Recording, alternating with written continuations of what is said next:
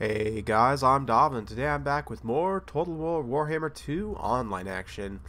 Apologies guys, I am still a little bit sick, so I'll try not to cough or sniffle throughout this replay, but just in case I do, that's why. So, let's get straight to the army compositions here.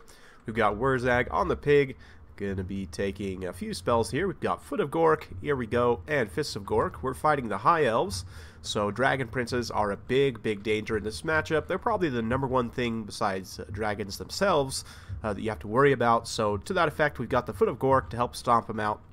Here we go to buff up my main line, and Fists of Gork gives magic damage as well as increasing combat stats. So ideally we want to put that on these guys right here, these Broken Tusk mob, with their already pretty good combat stats for an Orc Boar Biggin. They have armor piercing, anti-large, heavy armor, decent charge bonus, and with that combat stat buff and the magic attacks, they'll trade very effectively against Dragon Princes.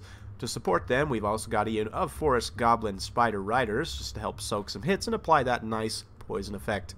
We've also got the Hammer of Gork, Goblin Rock Lobber here to once again apply that blind debuff and do some damage at a distance. For the mainline infantry, we've got 2 Black Orcs in the center with an Orc Boar Biggin out to each flank. We've got 2 units of Nasty Skulkers, 1 on each flank, and 4 Meat Shield Goblins up front.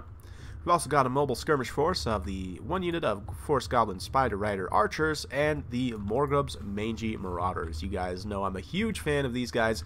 Probably the best skirmish cav in the game, to be honest, in my opinion at least. They have great range, better than most AP missile cav. They have 60 unit models as well, which is great. They're very fast, have decent combat stats for a Goblin Wolf Rider. And again, the fact that they have 60 unit models means they have a higher volume of fire, and although their missile damage isn't crazy, it is armor piercing, and the fact that they have such a high volume of fire means they can do a lot of damage. Very good unit. Let's go ahead and take a look at the High Elf build here, if we kind of get a longer view here. Got 2 units of Illyrian Reavers, a very nice pick. These guys are going to be able to skirmish, and they have much longer range than most greenskin skirmishers, so if you're on top of your micro, you can stay out in front and not take too much return fire. They also have very solid combat stats at 32 attack, 34 defense. They can easily handle most greenskin light cavalry, so I really like these guys in this pick in this matchup. Also got 2 units of Dragon Princes, again, going to be very good here. Greenskins, one of their biggest weaknesses, elite tier shock cavalry, so 2 units of Dragon Princes will definitely get a lot of work done. In terms of the main line, we've got 2 units of White Lions, which you guys know I'm not a huge fan of these guys. They'll trade cost effectively against pretty much everything except Black Orcs.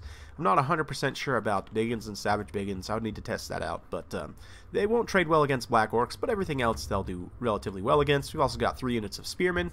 4th in the sweeper position, we've got 1 unit of Archers. We've got a High Mage here. She looks like she's carrying Apotheosis and Tempest. Very good spell selection in case I had brought someone like Azag up in the air. That's the #1 reason why you don't bring Azag in this matchup, is because Tempest is a huge risk, and if I had brought Azag here, he'd get snared by the Tempest and then easily downed by this Prince on the Star Dragon here, who is my opponent's Lord. That's about it for my opponent's army, so let's go ahead and kick the battle into full gear, and we'll watch as things unfold. So we're going to get a bit of a skirmish phase underway, and the nice thing about the greenskin skirmish cav is they're very fast, so even as my opponent starts to return fire here, as long as I'm on top of my micro and not staying put for too long, we won't take too much damage there. You can see I'm able to pull out just outside the max range of those archers, so their shots fall just short that they had the volleys that they had fired there. My opponent's doing a good job not wasting his shots on these cheaper gobos, but instead getting right in on these Nasty Skulkers. They've already lost 3 unit models, about 10%, 20% of their HP. Very good stuff there. We're firing the Hammer of Gork over at this unit of Dragon Princes coming around the side. Figured if we were going to get an engagement underway against them, even against something like Nasty Skulkers, we want to try and apply that blind debuff if at all possible. And there we do get the hit. You can see that drops their melee attack down to 18 and melee defense down to only 15. So it's exactly why we bring it, especially against the High Elves. Having that blind debuff on the Hammer of Gork is absolutely critical. You can see my opponent's doing a good job kind of circling around with these Illyrian Reavers here, and likewise on the other side, the Illyrian Reavers and the Dragon Prince is going to be pushing this flank pretty aggressively. I've got my Boar Squad, the Soup Pig Boys, over on this side to help counter this unit of Dragon Princes, and I'm hoping we can get this unit of Dragon Princes either clogged up on the Skirmish Cav or on the Nasty Skulkers or even on the Gobos themselves and drop a nice overcast Foot of Gork. So that's kind of the game plan to deal with those Dragon Princes at this point. You can see my opponent doing a great job kind of maneuvering around. He is marching straight up the pipe here. not taking this engagement right away, but a little bit of a misplay. I had meant to keep firing on these Dragon Princes here with this Hammer of Gork. You can see I'm now going to turn to fire it there. But these nasty Skulkers, they'll take a ton of shock damage here, but they are going to be able to pop their Smoke Bomb. So you can see they're also taking some armor-piercing missile fire, so I don't really mind sacrificing this unit.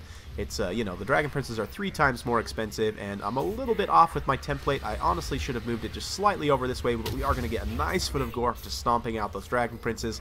Did a lot of damage to them, about, you know, half their HP or more. Again, if I had got that template right on top of them rather than just off to the side, it would have been better. But as it is, we did a lot of damage there. They are getting that Apotheosis. Meanwhile, over on the other side, we've clogged up this other unit of Dragon Princes with the Spider Riders and the Boar Boy Biggins. You can see they're trying to pull away here, but because of the poison of the spiders, it's going to debuff their speed enough to where they can be caught by the Boar Boys. You can see Dragon Princes normally are very, very fast. Even with that poison, they're still a little bit faster than the Orc Boar Boys, but hopefully with the charge speed, we'll be able to get it going. You can see mainline engagement underway all across the line here. We've got the Goblins with the Warlord's Boys here, sundering the armor of these White Lions, going down to only 60 armor. Even something like this, the White Lions are going to struggle with just because there's so many unit models fighting them. Meanwhile, in the back line, you can see my opponent has taken out the Hammer of Gork. Unfortunately, it has been routed off here. We pinned, the Prince in place with that effigy to get, and we're going to try and get Wurzag out of here. If I lose Wurzag, obviously the leadership of my units is going to crumble very, very quickly, so I need to get Wurzag back towards this side of the battle where I'm winning a little bit more decisively. You can see we're just about able to deal with that unit of Dragon Princes. The Fists of Gork definitely helping that Broken Tusk Mob trade more cost effectively there. We're also getting now some nasty Skulkers in here for some extra support, so Biggins also kind of around on station. You can see Wurzag's pretty much able to get free here without too much trouble. Effigy to get did a little bit of damage to the Prince, not a lot, but mostly just pinning him in place and keeping him from getting in there was my goal. You can see over on this side, this unit of Orc Biggins is getting rear charged by Illyrian Reavers, cut through on the one side by Spearmen and White Lions. You can see they're pretty much overwhelmed at this point. I'm going to lose this flank fairly decisively. In the center, though, these Black Orcs are going to be more than a match for Spearmen. Likewise, over on this side, these White Lions just not able to handle against the overwhelming amount of Goblins, especially the Warlord's Boys here, and now there's some Black Orcs supporting as well. We're collapsing everything down onto this isolated unit of Dragon Princes. We've got Spider Riders, Orc Boar Biggins, Wurzag himself, just all the lads getting in here, having a grand old time taking down these Dragon Princes. You can see this unit is pretty much off the field. We're going to be able to shatter them without too much trouble there. Meanwhile, though, this flank is getting wrapped up very effectively by my opponent. The balance power is still very even, if slightly in my favor, but it is still very even at this point. This unit of Black Orcs here, who has held out very well in the center, are going to get a nasty rear charge from these Dragon Princes. But it should be okay. You know, they'll hold out. They are wavering, but they'll hold out for a little bit longer while we kind of clean things up over on this side. You can see my opponent putting a Dragon Breath. A little bit mistargeted, though. Unfortunately, the AI targeting kind of clipping the back of the unit rather than the center mass, which would have been a lot better.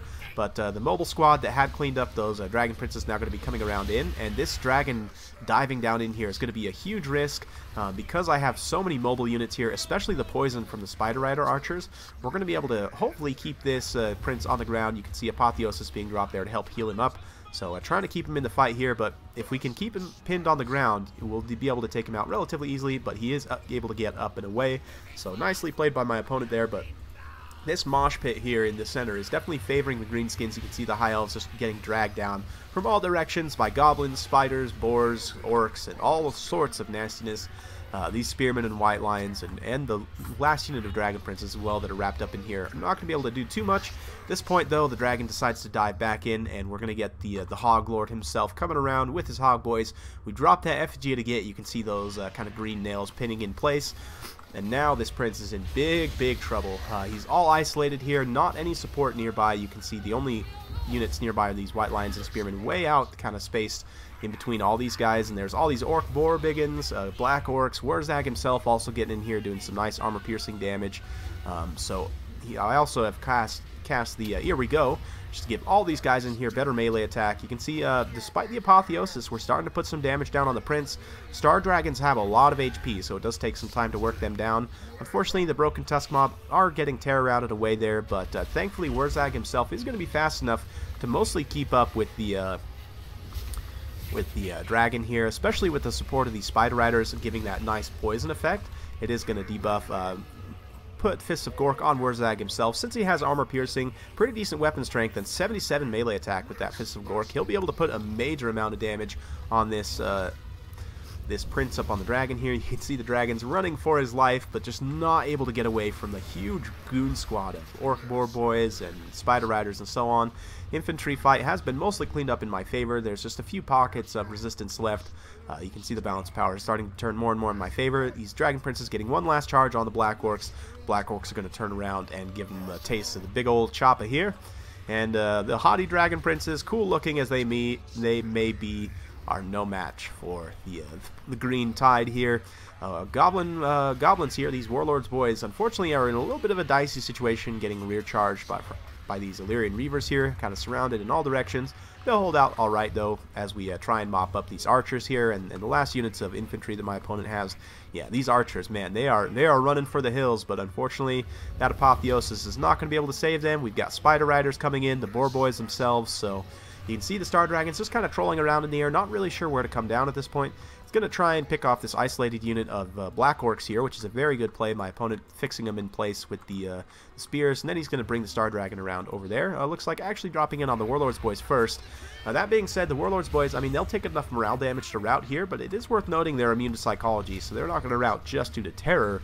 It's more so, you know, army losses and getting rear charged and everything, so you can see both me and my opponent are kind of trying to do the same thing, just clean up some of these isolated units on this side, and he's trying to clean up my isolated units on this side.